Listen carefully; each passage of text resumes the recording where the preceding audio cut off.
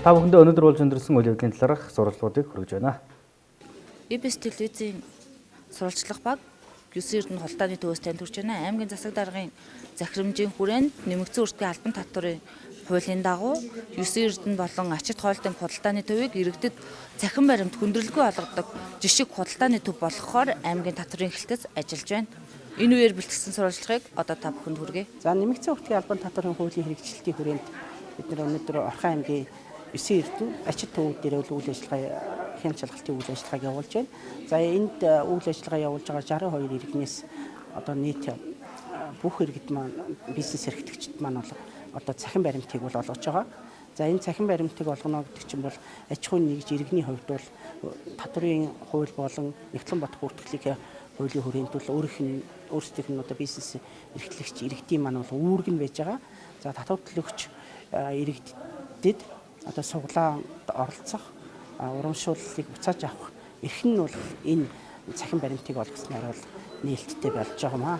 Тэгэхээр зөв бизнес эрхлэгч иргэд маань бол одоо цахим баримтыг одоо хүн бүртээ татвар төлөгч бүртээ бол олгож одоо хуулиа бол хэрэгжүүлэх үүрэгтэй. За энэ хууль маань бол 2016 оноос хойш хэрэгжиж явж байгаа.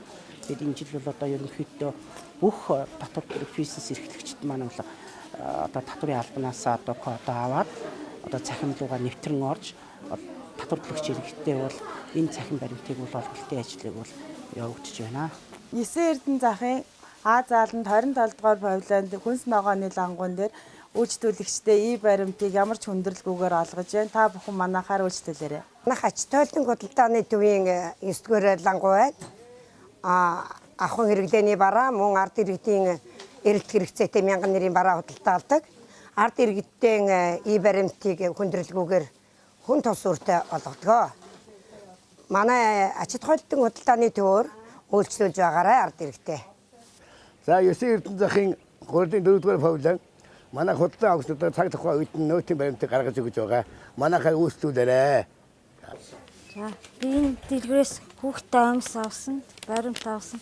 Энэ дэлгүүрт банк үйлчлэлтгээ. Тэгээ банк баримтаа бүртгүүлдэг. Тэгээд 2017-оноос эхлээд бүртгүүлж явж байна. Утсан дээр бүртгүүлээд 2017 онд 30,000, 60,000, 2008 онд 40, 80 гэдэг.